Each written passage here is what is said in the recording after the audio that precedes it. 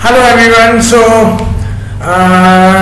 आज हम अपना तीसरा वीडियो शूट करने जा रहे हैं। हमारा तीसरा वीडियो है हमारे जो कंक्रीट टेक्नोलॉजी कोर्स चल रहा है, तो उसमें आज हम स्टार्ट करने वाले केमिकल रिएक्शन से, केमिकल प्रॉपर्टीज ऑफ एग्रीगेट से। तो एक बहुत छोटा सा ब्रीफ लेंगे हम लोगों ने जो लास्ट वीडियो में पढ़ा था। मैं अपनी स्लाइड स्टार्ट करूंगा, उसके साथ हम एक छोटा सा ब्रीफ लेंगे और हम फिर सीधे आज के टॉपिक पे हम आएंगे। तो फिर हम लोग आज केमिकल प्रॉपर्टीज से और उसके आगे हम थोड़ा और थर्मल प्रॉपर्टीज भी उसमें देखेंगे। तो मैं अपनी स्लाइड स्टार्ट करता हूँ। ओके, तो ये हमने स्लाइड ओपन कर लिए। हमने लास्ट क्लास में बल्क डेंसिटी ऑफ एग्रीगेट से स्टार्ट किया था। अब हम एक बहुत क्विक गो थ्रू करेंगे। मैं बहुत ज्यादा एक्सप्लेन नहीं करूंगा स्लाइड्स में। आज का वीडियो हम एक बहुत कॉम्पैक्ट वीडियो रखेंगे जिसमें हम सिर्फ केमिकल प्रॉपर्टीज और थर्मल प्रॉपर्टीज के बारे में एग्रीगेट की पढ़ेंगे। इसको मैं सिर्फ एक गो थ्रू करूंगा और आपको बता दूंगा हम लास्ट क्लास में क्या क्या पढ़ा था। हमने बल्क डेंसिटी पढ़ी थी, उसकी जो पैकिंग डेंसिटी होती है। फिर हमने स्पेसिफिक ग्रेविटी देखी थी एग्रीगेट्स की। उसके बाद हमने एब्जॉर्प्शन और मॉइस्चर कंटेंट ऑफ एग्रीगेट्स के बारे में पढ़ा था। इसमें हमने पर्टिकुलरली यहाँ पर एब्जॉर्प्शन के बारे में कवर किया था। एब्जॉर्प्शन क्या होता है, कितने टाइप का होता है, किस किस तरीके से होता है, उसका क्या इफेक्ट होता है, और इसी की वजह से जो बल्किंग होती है एग्रीगेट्स की, बल्किंग ऑफ एग्रीगेट्स हमने देखी थी। फाइन ग्रेडिंग में ज्यादा होती है, कोर्स ग्रेडिंग में कम होती है, वो हमने देखा था। बल्किंग ऑफ एग्रीगेट्स को हमने चेक कैसे करते हैं वो देखा था। फिर मॉइस्चर कंटेंट को हम कैसे चेक करते हैं एग्रीगेट्स में वो हमने देखे थे। उसके अलग अलग मेथड्स से जो हमने समझे थे। कैल्शियम कार्बाइड मेथड जिसमें से सबसे इंपॉर्टेंट और साइट पे यूज किया जाने वाला एग्रीगेट टेस्ट होता है। फिर हमने दूसरे मेथड्स देखे थे। इसके बाद हमने समझा था कि क्लीनलीनेस ऑफ एग्रीगेट्स क्यों जरूरी है।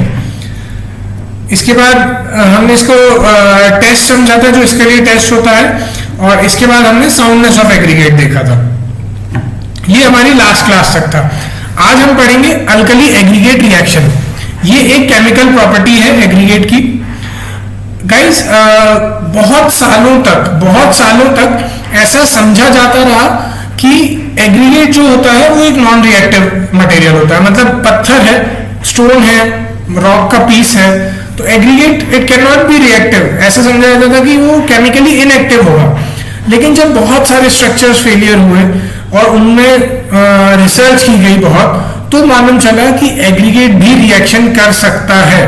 एग्रीगेट में एक केमिकली एक्टिव सिलिका होता है।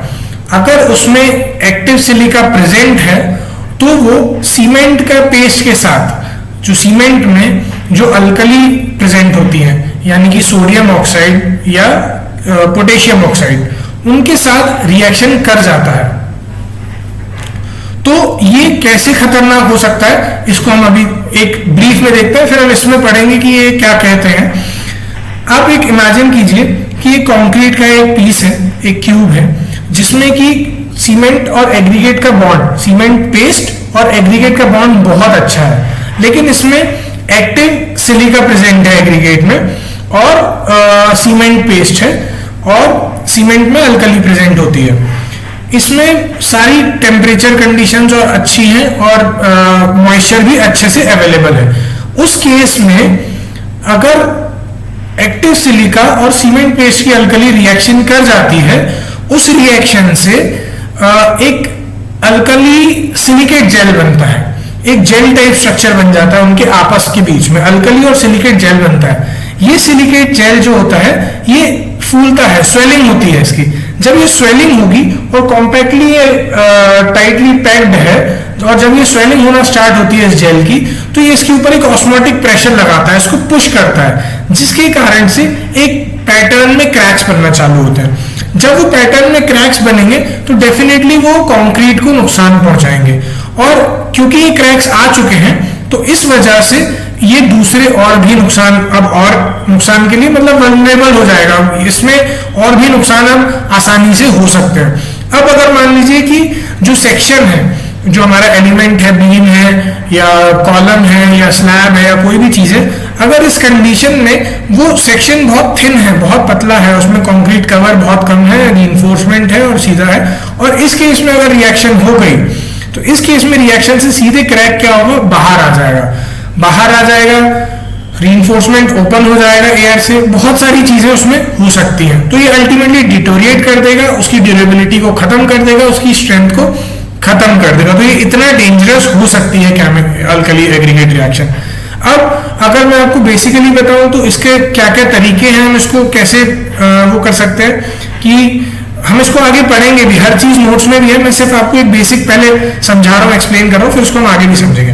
अगर हम लोग कोशिश करें कि हम केमिकली इनएक्टिव एग्रीगेट ले लें या अल्कली कंटेंट कम हो जिसमें वो सीमेंट ले लें, या हम टेम्परेचर कंडीशंस को क्या बोलते हैं प्रिवेल ना होने दें, या मॉइस्चर को प्रिवेल ना होने दें, या फिर हम उसमें कुछ एडमिक्सचर डाल दें जैसे पोजोलोनर मटेरियल ले। Pozzolana material means like crushed dust डाल दें, stone dust. Crushed stone dust डालने से क्या होगा कि वो इन दोनों की रिएक्शन को तोड़ेगा, और इसके अलावा में मतलब ब्रेक लगाएगा, बीच में आएगा। और इसके अलावा अगर मान लीजिए मैंने एयर एंट्रेनमेंट एजेंट्स डाल दिए जो कि कंक्रीट के बीच में जिन्होंने एयर बबल क्रिएट कर दिए, तो उससे क्या होगा, जब ये जेल बनेगा और जब ये ऑस्मोटिक प्रेशर डेवलप करेगा तो वो प्रेशर जो होगा उसको एब्जॉर्ब कर लेंगे वो जो एयर होगी जहां पर। इससे क्या होगा, वो कंक्रीट के ऊपर प्रेशर नहीं डाल पाएगा और क्रैक्स नहीं आएंगे, वो एब्जॉर्ब कर लेंगे उस प्रेशर को। अब हम लोग इसको आगे बढ़ते हैं। Some of the aggregates contain active silica which reacts with alkali present in cement, that is sodium oxide and potassium oxide, जैसा मैंने बताया। अब ये रिएक्शन क्या करती है, डिटोरिएट करती है। फैक्टर्स क्या क्या हैं जो अल्कली एग्रीगेट रिएक्शन को प्रमोट करते हैं, हमने अभी बात की है। अगर एग्रीगेट रिएक्टिव होगा, अगर सीमेंट में अल्कली कंटेंट ज्यादा होगा, अगर अवेलेबिलिटी ऑफ मॉइस्चर होगा, और ऑप्टिमम टेम्परेचर अगर कंडीशंस मिल जाएंगी। अब वो देखते हैं हम क्या कह रहे हैं। अच्छा, इसको पता लगाने के लिए mortar bar expansion test is used to assess the reactivity of aggregates. ये पूरा एक टेस्ट होता है, उसको बाद में समझेंगे। ये बहुत ज्यादा इंपॉर्टेंट नहीं है हमारे करिकुलम पॉइंट ऑफ व्यू से, ये रिसर्च का टॉपिक है। तो करिकुलम पॉइंट ऑफ व्यू से हमें ये जानना बहुत जरूरी नहीं है कि मॉर्टर बार एक्सपेंशन टेस्ट कैसे होता है। इसके अलावा जो टेस्ट होते हैं वो होते हैं पेट्रोग्राफिक टेस्ट और chemical method to assess reactivity of aggregates. अब हाई अल्कली कंटेंट है सीमेंट में, तो कितना होना चाहिए? Many specifications limit the alkali content to be less than 0.6%, और ऑप्टिमम अगर बोलूं मैं जो बहुत अच्छा माना जाता है तो 0.4% से कम हो तो वही बेस्ट है। अवेलेबिलिटी ऑफ मॉइस्चर, अगर सफिशिएंट मॉइस्चर अवेलेबल है तो वो अल्कली एग्रीगेट रिएक्शन को बढ़ावा देता है। It is observed in mass concreting that it mostly occurs at the surface because of presence of water, और ये मास कंक्रीटिंग में सरफेस पर बहुत ज्यादा पाया जाता है। टेम्परेचर कंडीशन की बात करें तो आइडियल टेम्परेचर जो होता है वो होता है 10 डिग्री सेंटीग्रेड से 38 डिग्री सेंटीग्रेड तक। तो अब हम देखते हैं कि हम इसको कंट्रोल कैसे कर सकते हैं। It can be controlled by selection of non reactive aggregates. जैसा हमने बात किया कि अगर हम नॉन रिएक्टिव एग्रीगेट्स लेते हैं, हम रिएक्टिविटी पता लगा सकते हैं इनकी एग्रीगेट्स की और फिर उसको चूज कर सकते हैं। By the use of low alkali cement, अगर हम लो अल्कली सीमेंट ले लें। By the use of corrective admixture such as pozzolana, जैसे मैंने पोजोलोनिक मटेरियल बताया, मैंने नीचे लिखे भी है पोजोलोनिक मटेरियल कौन कौन से होते हैं, क्रश्ड स्टोन डस्ट, डायटोमेशियस अर्थ, फ्लाई ऐश या सुर्खी। By controlling the void space in concrete, void space को हम कैसे कंक्रीट में कंट्रोल कर सकते हैं, एयर एंट्रेनिंग एजेंट्स के थ्रू। वॉइड स्पेस की जगह पे अगर एयर एंट्रेनमेंट एजेंट आ जाए तो। By controlling moisture condition and temperature, जो कि इसको बढ़ावा देने वाले फैक्टर्स हैं, हम इसको कंट्रोल करके तो सीधे सीधे हम इसको रिएक्ट कर सकते हैं। The use of air entraining agent is recommended as means of absorbing the osmotic pressure and controlling expansion due to alkali aggregate reaction in water and concrete. इसको हमने पहले भी जैसे समझा कि एयर एंट्रेनिंग एजेंट से अल्टीमेटली उसके osmotic pressure को दबाया जा सकता है। अब हम देखते हैं थर्मल प्रॉपर्टीज ऑफ एग्रीगेट। ये बहुत ही छोटा सा टॉपिक है, बहुत ज्यादा इसमें समझने के लिए टेक्निकली कुछ नहीं है, सिर्फ जितने पॉइंट्स मैं बता रहा हूं उतने आपको याद रखने कि ऐसा होता है, इससे ज्यादा आपके करिकुलम में भी नहीं आएगा।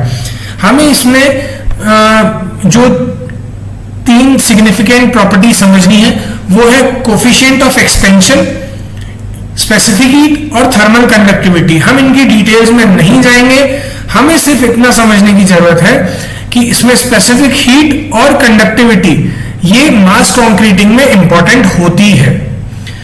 जो स्पेसिफिक हीट और कंडक्टिविटी होती है, क्योंकि जब हम इकट्ठी मास कंक्रीटिंग करते हैं और उसमें से जो हीट लिबरेट होती है, तो अगर स्पेसिफिक हीट ज्यादा होगी तो उससे श्रिंकेज क्रैक्स आने के चांसेस ज्यादा होते हैं। अब हम बात करते हैं कोफिशिएंट ऑफ थर्मल एक्सपेंशन की। तो मैंने यहाँ पे सभी के कोफिशिएंट ऑफ थर्मल एक्सपेंशन दिए हुए हैं। जैसे कि कंक्रीट की अगर हम बात करें तो average coefficient of thermal expansion होता है 9.9 इंटू 10⁻⁻6 पर डिग्री सेंटीग्रेड, बट इसकी जो रेंज होती है वो होती है 5.8 इंटू 10⁻⁻6 टू 14 इंटू 10⁻⁻6 पर डिग्री सेंटीग्रेड।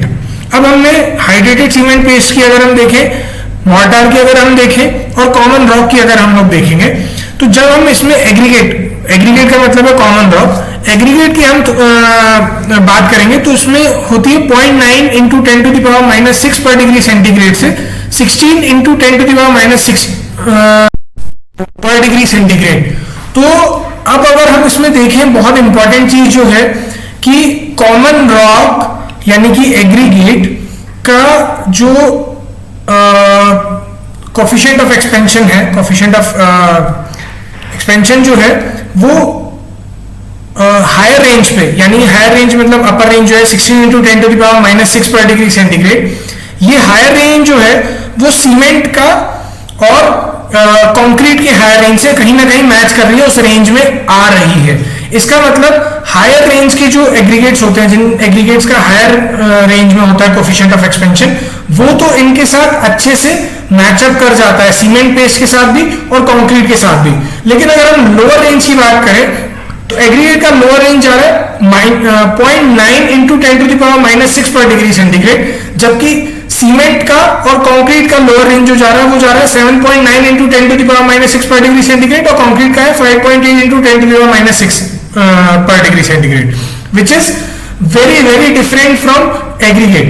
तो अगर हम बात करें कि जो एग्रीगेट है वो लोअर रेंज पे इन दोनों के साथ इनकम्पैटिबल हो रहा है, कहीं भी मैच नहीं कर रहा है।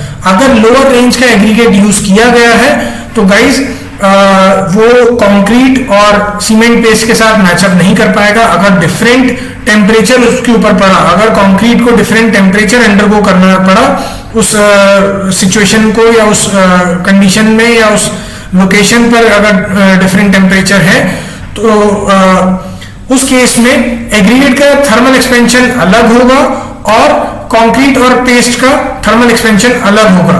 इस केस में क्रैक्स डेवलप हो सकते हैं, इस केस में कंक्रीट की ड्यूरेबिलिटी कम हो सकती है। तो ये एक बहुत ही डेंजरस सिचुएशन है। हम इसको पढ़ते हैं। From the above, it can be seen that there is thermal compatibility between the aggregates and concrete, or aggregate and paste at higher range. There exists thermal incompatibility between aggregate and concrete, or aggregate and paste at lower range. This incompatibility between the aggregate and concrete at lower range causes severe stresses. Thermal stresses develop हो जाते हैं इनके बीच में, which has got damaging effect on durability and integrity of concrete structures. It causes significant damage if there is significant difference between thermal coefficient of expansion and concrete has to undergo drastic temperature change. अगर इनके aggregate और concrete और cement paste के बीच में significant difference है thermal coefficient of expansion में, और वहां पर ड्रास्टिक टेम्परेचर चेंजेस होते हैं, सर्दी में 0 डिग्री जाता है, ठंड में 30 डिग्री, गर्मियों में 30 डिग्री तक जाता है, तो it effects the durability of concrete. तो गाइस आज के लिए इतना ही। आज हमने देखी केमिकल प्रॉपर्टीज और थर्मल प्रॉपर्टीज ऑफ एग्रीगेट।